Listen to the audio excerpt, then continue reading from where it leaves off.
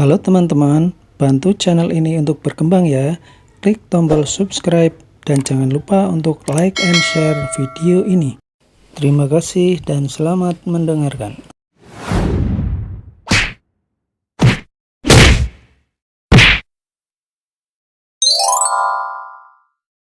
Bab 491, Kabut.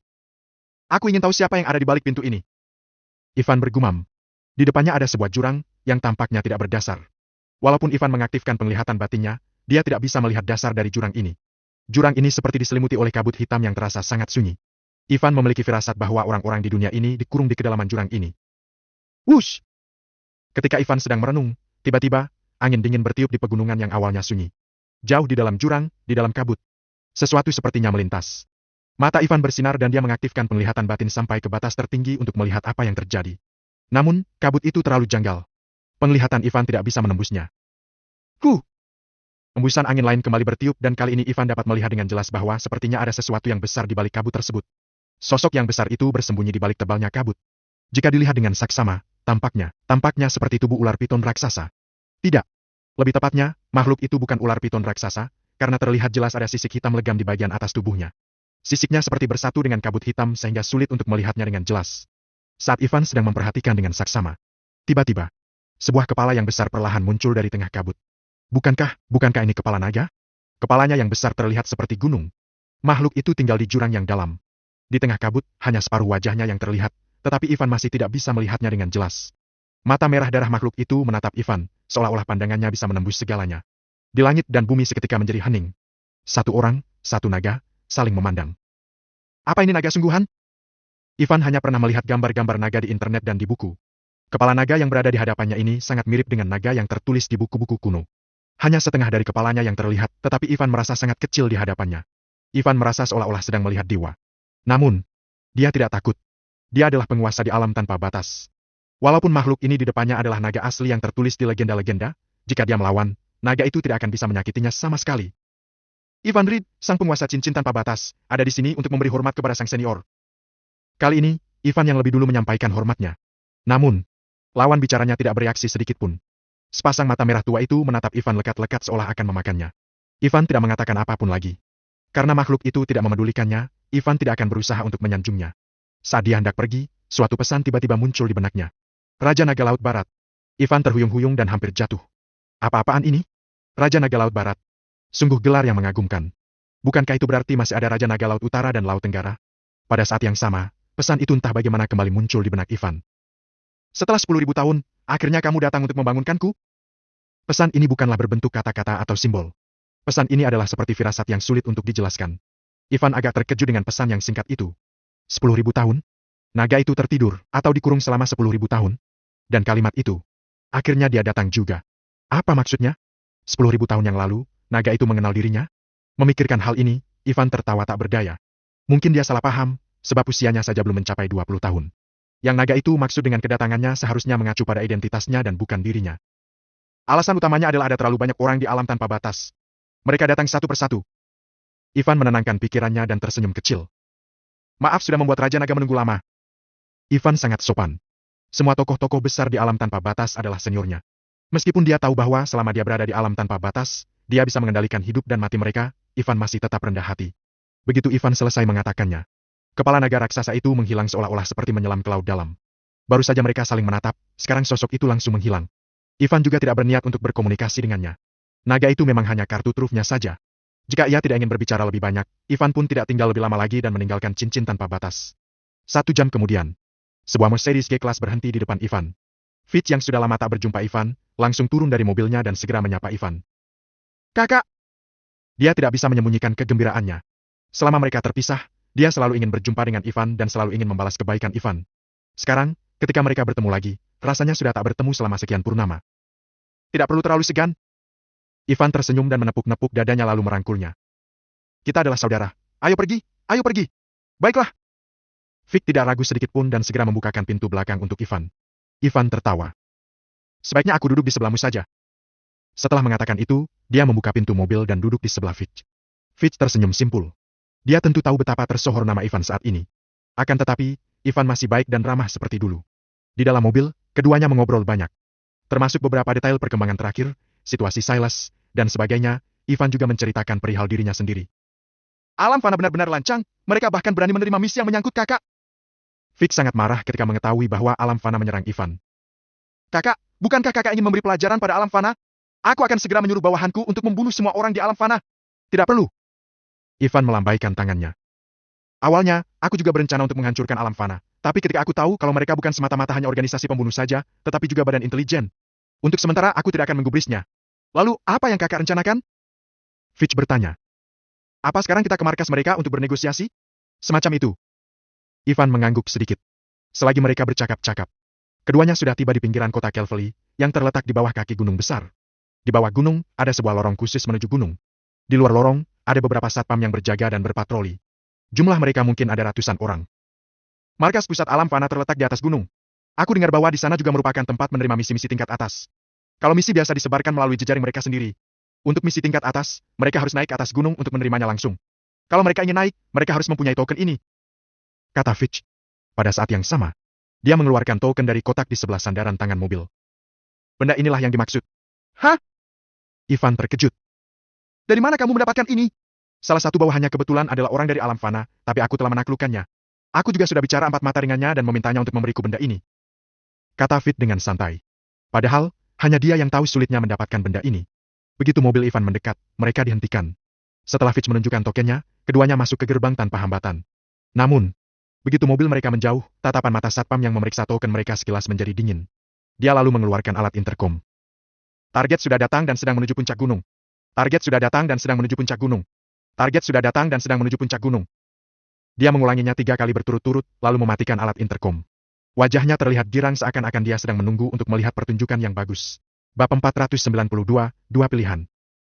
Melalui gerbang, Mercedes-Benz Serige melaju sepanjang jalan hingga ke puncak gunung. Kecepatannya konstan dan stabil. Di sepanjang jalan, hampir tidak ada mobil ataupun orang dan lainnya. Setelah berkendara di jalan pegunungan selama sekitar 30 menit dan melewati lebih dari puluhan tikungan, akhirnya dapat terlihat penampakan puncak gunung. Dari kejauhan, puncak gunung dibangun seperti resor wisata, dengan alun-alun, gedung bertingkat, fasilitas hiburan, hotel pribadi, rumah mewah, semuanya ada. Di puncak gunung ini, hampir bisa memenuhi semua yang kamu inginkan. Kak, sepertinya ada yang tidak beres. Fit mengendarai Mercedes-Benz Serige, tatapan matanya menjadi agak serius dan jantungnya berdetak kencang. Sangat sunyi, bagaimana bisa tidak ada orang di tempat sebesar ini? Aneh sekali. Memang.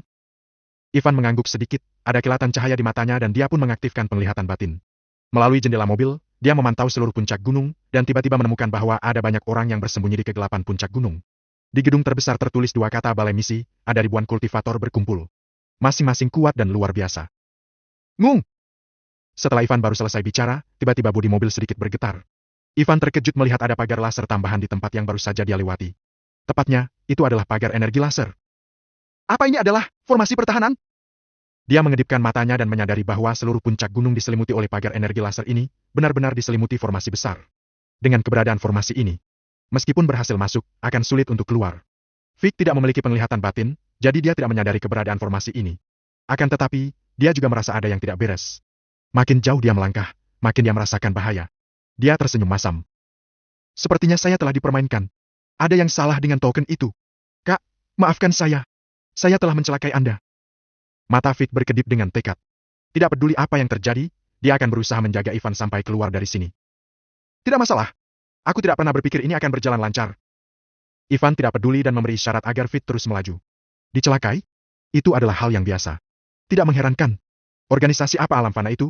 Dari informasi penyelidikan, tidak sulit untuk melihat bahwa ini jelas merupakan organisasi intelijen super.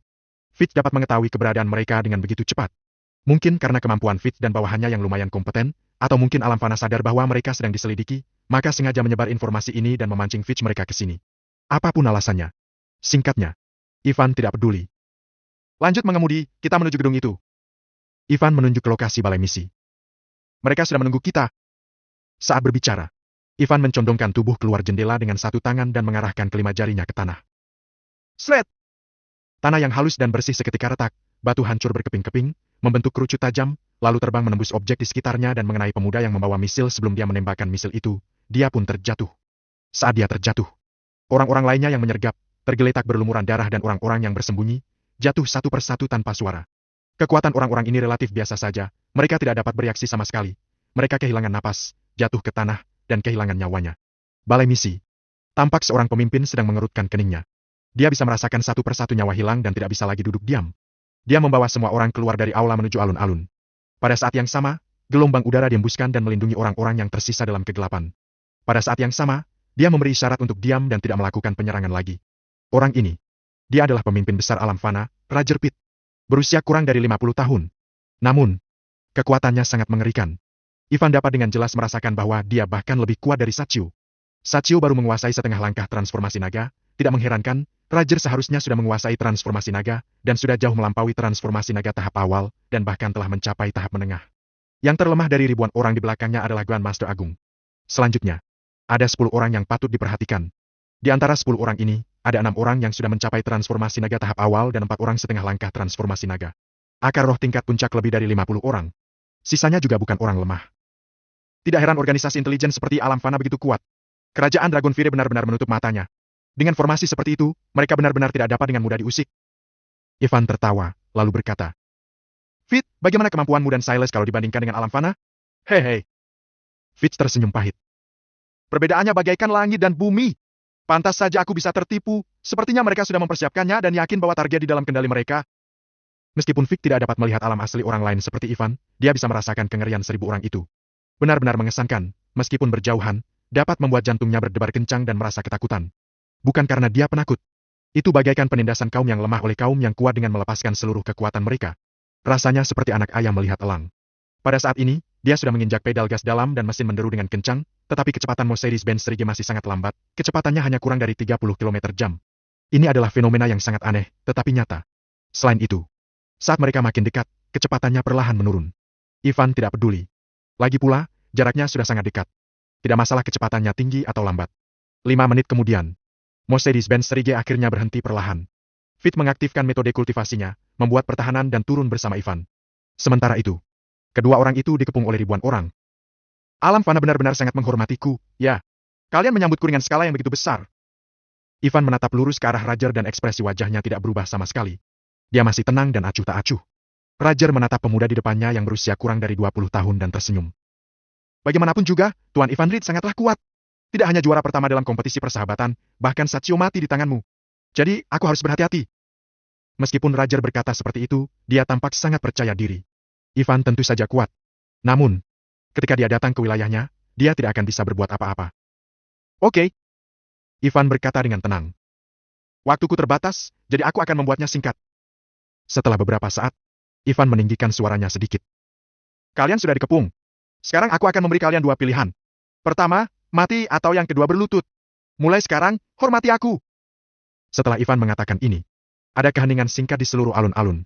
2 atau 3 detik kemudian, di alun-alun, muncul banyak cibiran. Sial! Siapa kamu? Apa kamu tahu di mana ini? Ini markas besar alam fana. Beraninya kamu bermulut besar di sini. Hahaha, anak muda ini, apa otaknya tertinggal di rumah? Mengepung kita? Sialan, sungguh kocak.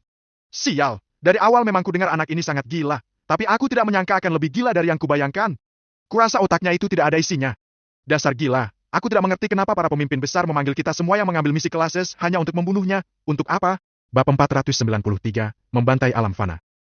Suara ejekan terdengar dari segala arah seperti umbak. Bahkan Fitz memiliki sedikit keraguan. Logikanya, dalam situasi seperti ini, cara yang lebih masuk akal yaitu menemukan cara untuk menyelamatkan dirinya dan pergi, kan? Bagaimana bisa dia berani untuk memprovokasi? Namun, tidak peduli apa yang Ivan lakukan, dia akan selalu berada di sisinya. Dia berutang nyawa kepada Ivan, jadi dia tidak masalah jika mati di sini. Jika dia benar-benar bisa mati di samping Ivan, itu akan menjadi kehormatan terbesar dalam hidupnya. Roger agak terkesiap, lalu mulai mencibir. Apa yang ingin dia sampaikan ternyata sudah didahului oleh Ivan. Roger mengangkat tangannya sedikit dan sekitarnya langsung hening. Menarik. Anak muda ini benar-benar arogan.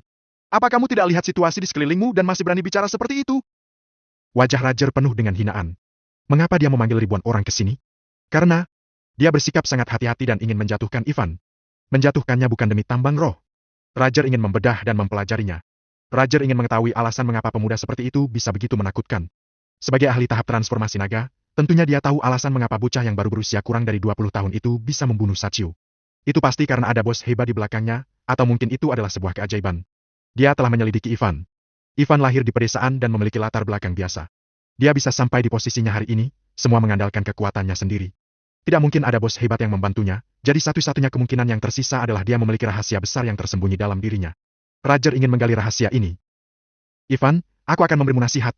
Berlutut dengan hormat, begitu aku merasa senang, aku mungkin akan membiarkanmu tetap hidup. Roger melanjutkan. Jangankan kamu, kalaupun aku yang menghadapi ribuan orang seperti ini, juga akan mati. Kamu adalah kamu, aku adalah aku, kamu pecundang, jangan samakan dengan aku. Ivan berkata dengan santai, tanpa emosional apapun, dia bahkan terlihat acuh tak acuh. Asal kamu tahu saja, aku bisa melawan 10 pecundang sepertimu sekaligus dengan satu tangan. Nak, kamu benar-benar sombong. Hari ini, aku akan memberitahumu betapa hebatnya diriku. Setelah kata-kata Ivan baru terlontar, seorang pria berusia 70 tahun muncul dari samping Roger. Sosok peringkat kelima di alam fana. Langkah kakinya tampak ringan dan dia melangkah di udara. Tahap transformasi naga. Hanya dengan mencapai alam ini seseorang dapat mengubah gravitasi sendiri dan melangkah di udara. Kedatangannya bagaikan dewa yang turun ke bumi, dia mengenakan jubah dan memiliki aura yang kuat. Dia memegang pedang panjang perak dan hasrat membunuhnya meledak, langsung menyerang Ivan. Gelombang yang mengerikan beriak. Begitu pedangnya keluar, langit dan bumi tampak bergetar, dan embusan angin muncul di tengah kehampaan. Bahkan langit tampak sedikit gelap. Dia adalah ahli transformasi naga, sangat kuat sehingga bisa memengaruhi sebagian ruang. Hah! Ivan mencibir. Dia memiliki warisan tertinggi Kaisar Pedang. Memainkan pedang di depannya sama saja dengan mempermalukan dirinya sendiri. Ivan bahkan tidak mengeluarkan jiwa Dragon Fury. Ivan menggunakan metode kecepatan terbang untuk menghindari serangan pedang itu. Pada saat yang sama, Ivan menamparnya dengan keras. Bam! Suara bergema terdengar di sekeliling. Sebelum orang tua itu melihat Ivan dengan jelas, dia langsung dipukul terbang seperti bola meriam. Setelah mendarat di tanah, tubuhnya berlumuran darah. Sungguh menakutkan. Kamu! Orang tua itu menatap Ivan. Ketakutan memenuhi matanya. Dia ingin mengatakan sesuatu, tetapi dia merasakan organ internalnya terbakar.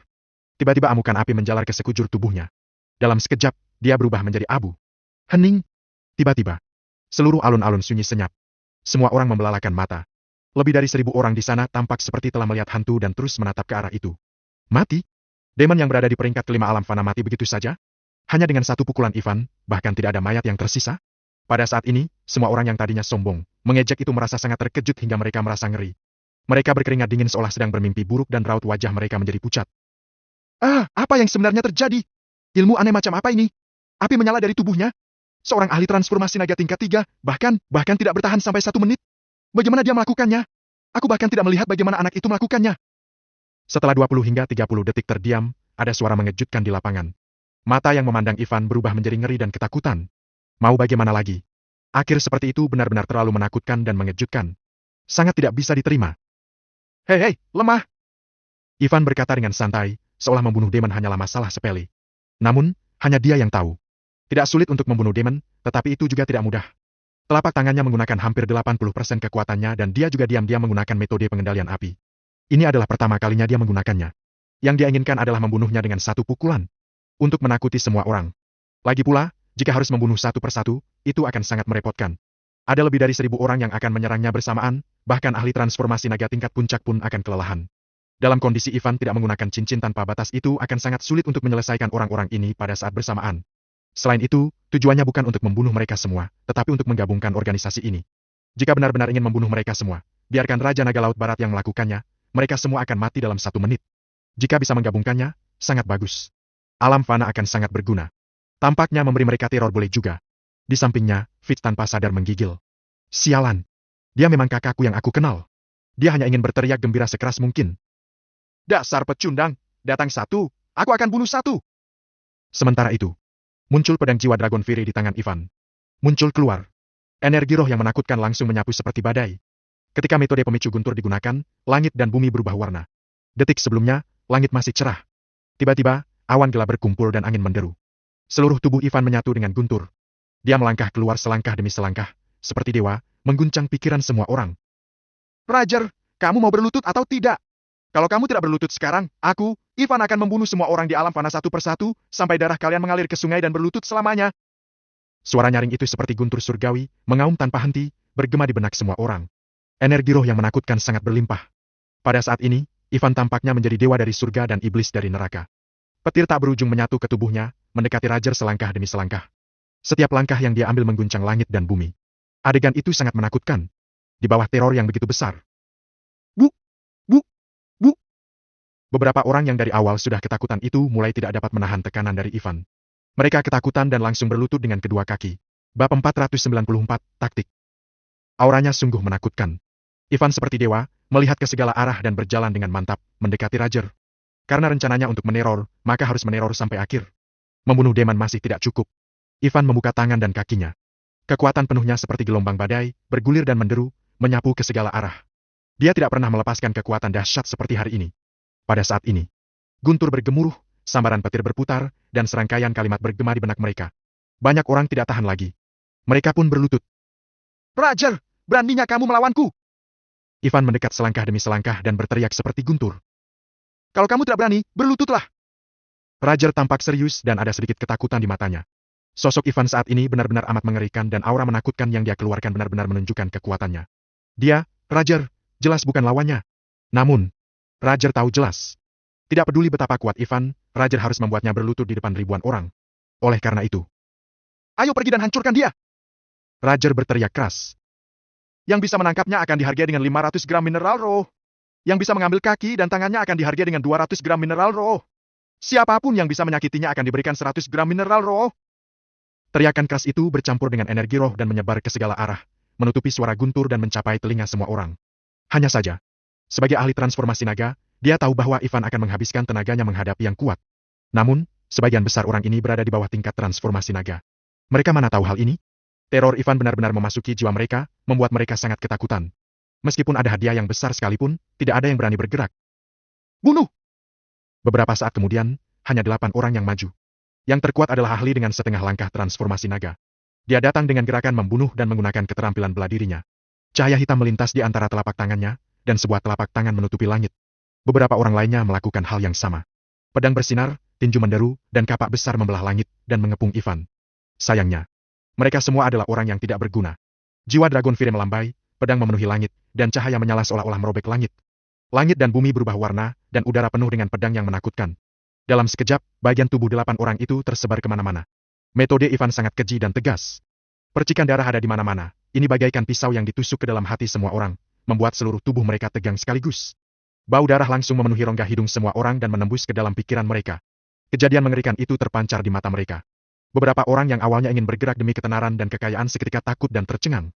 Mereka menghentikan tubuh mereka dan tidak lagi berani maju selangkah pun. Terkejut.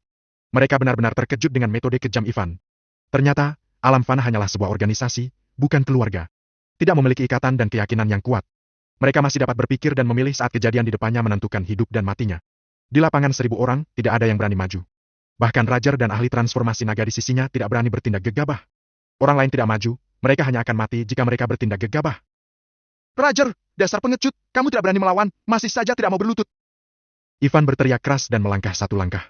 Pada saat ini, dia benar-benar menginjak guntur dan melangkah ke udara, memandang rendah Roger. Pada saat ini, Roger merasa putus asa dan malu.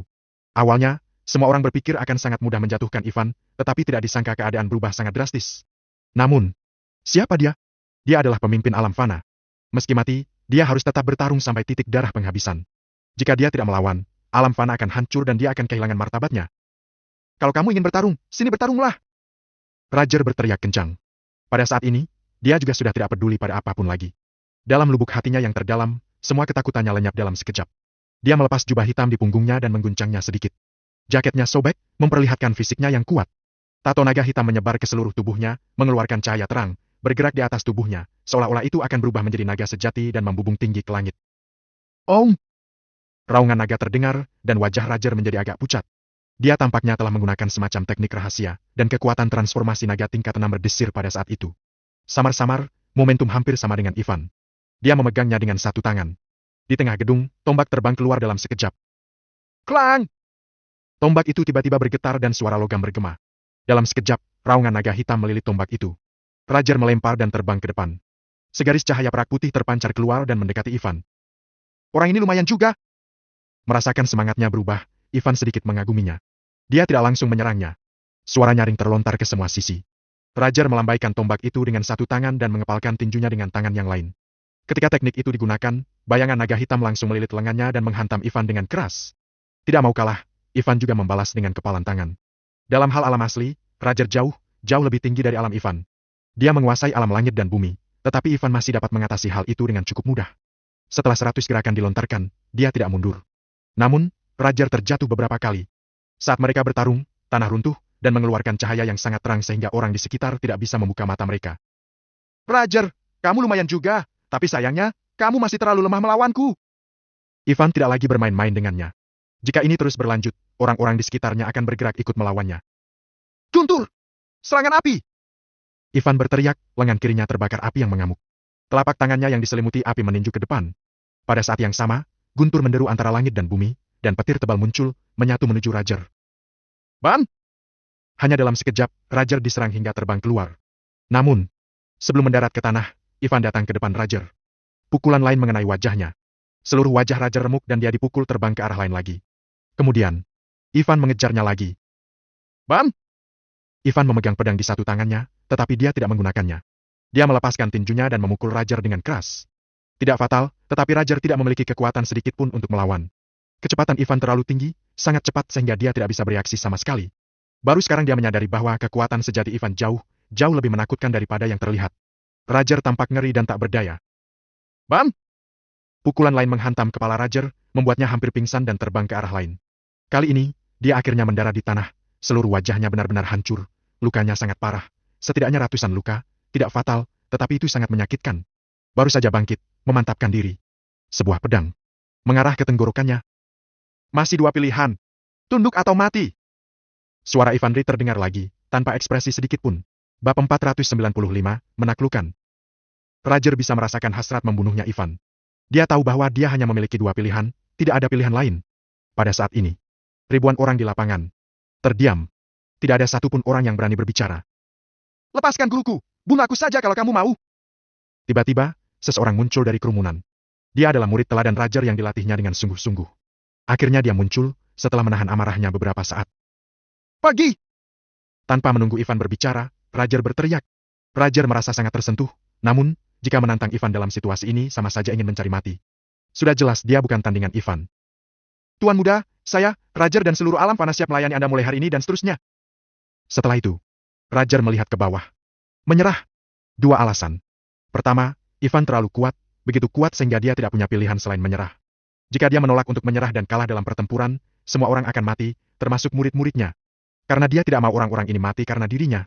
Kedua, dia merasakan potensi yang sangat besar dan menakutkan dari Ivan. Dia baru berusia 20 tahun, tetapi dia bisa mengalahkannya hanya dalam tahap alam belenggu. Apa yang terjadi jika dia mengeluarkan semua potensinya? Dia tidak berani membayangkannya. Takutnya bahkan provinsi bela diri akan membiarkan Ivan menaklukkan mereka. Orang seperti itu tidak perlu dilawan. Selain itu, tidak mungkin untuk membunuhnya. Meskipun Roger tidak takut mati, karena dia dapat kesempatan untuk tetap hidup, kenapa tidak? Sangat bagus. Mulut Ivan sedikit tersenyum. Roger, lumayan juga. Kekuatannya lumayan, karakternya lumayan, dan tidak berpikiran kaku. Sementara itu, dia menoleh ke arah para ahli transformasi naga lainnya. Bagaimana dengan kalian? Saya, Mori bersedia mengikuti Tuan Reed. Saya, Dakota bersedia mengikuti Tuan Reed. Freddy, bersedia mengikuti Tuan Reed. Beberapa ahli yang terkuat menyerah satu persatu, kemudian, pandangan Ivan beralih ke sekitarnya lagi. Semua orang melihat ke bawah satu persatu. Bersedia mengikuti Tuan Reed. Aku bersedia mengikuti Tuan Reed. Aku dan lainnya bersedia mengikuti Tuan Reed. Saat semua orang menundukkan kepala, seluruh alun-alun hanya tersisa suara teriakan serempak. Dua kata Tuan Reed bergema di langit. Di bawah keramaian itu, Fitch menjadi sangat bersemangat. Kakak memang luar biasa. Tanpa usaha yang besar, alam fana berhasil direnggut. Melihat tempat-tempat yang berantakan setelah pertempuran, hati Fitch tampak kagum, dan dia tidak tahu kapan dia bisa menjadi seperti Ivan. Baik. Untuk berjaga-jaga, Ivan memotong ujung jarinya dan meneteskan darah. Menggunakan esensi darah sebagai tinta, dia menggambar serangkaian mantra di kening Roger. Garis-garis itu menjalar ke seluruh tubuh Roger dan mengeluarkan cahaya. Pada saat ini, Roger merasa bahwa nasibnya sepenuhnya ada di tangan Ivan. Ini adalah mantra pengarah jiwa, mulai sekarang dan seterusnya, kamu akan mengikutiku dengan tulus dan setia. Kalau berkhianat, dan aku mengetahuinya, kamu akan kuhancurkan berkeping-keping. Ivan mengecilkan suaranya dan berkata perlahan di telinganya. Pada saat yang sama, pikirannya bergerak sedikit. Setelah itu, Roger merasa tubuhnya seperti meledak.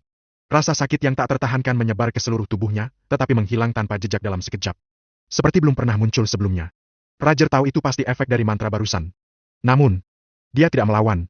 Jika itu dia juga akan melakukan hal yang sama, bahkan lebih berhati-hati daripada Ivan. Tidak ada salahnya berhati-hati. Di usia yang begitu muda, Ivan telah memiliki pemikiran seperti itu, dia makin yakin bahwa pemuda ini akan bersinar di masa depan. Kelak, Fitch dan kamu mengelola alam fana bersama. Ivan memperkenalkan Fitch kepada Roger, dan pada saat yang sama membiarkan alam fana bergabung dan berintegrasi dengan kekuatan Silas dan Fitch. Namanya tetap alam fana. Karena dia merasa nama ini bagus. Dia ingin mengendalikan jaringan intelijen terbesar di kerajaan Dragon Fury.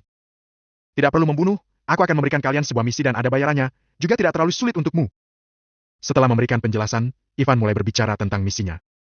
Aku butuh alam fana untuk membantuku menyelidiki dua hal. Pertama, asosiasi seni bela diri kerajaan Dragon Fury, keberadaan Eren Thompson, dan kedua, lokasi api penyucian Veliora. Jangan khawatir Tuan Muda, kedua hal ini seharusnya tidak sulit. Tentu saja, Roger tahu tentang perseteruan antara Ivan dan asosiasi seni bela diri kerajaan Dragon Fury. Sebelumnya, dia merasa bahwa niat Ivan untuk memprovokasi asosiasi seni bela diri kerajaan Dragon Fury adalah pilihan yang sangat tidak bijaksana. Namun sekarang, hei, sungguh tidak bijaksana bagi asosiasi seni bela diri kerajaan Dragon Fury untuk memprovokasi dewa pembunuh seperti itu. Bahkan bisa dibilang idiot. Meskipun asosiasi seni bela diri kerajaan Dragon Fury mengeluarkan orang terkuatnya sekalipun. Namun, Roger merasa, metode Ivan lebih banyak. Asosiasi seni bela diri kerajaan Dragon Fury, nasib buruk menantinya. Pada saat itu, alam fana berpindah tangan.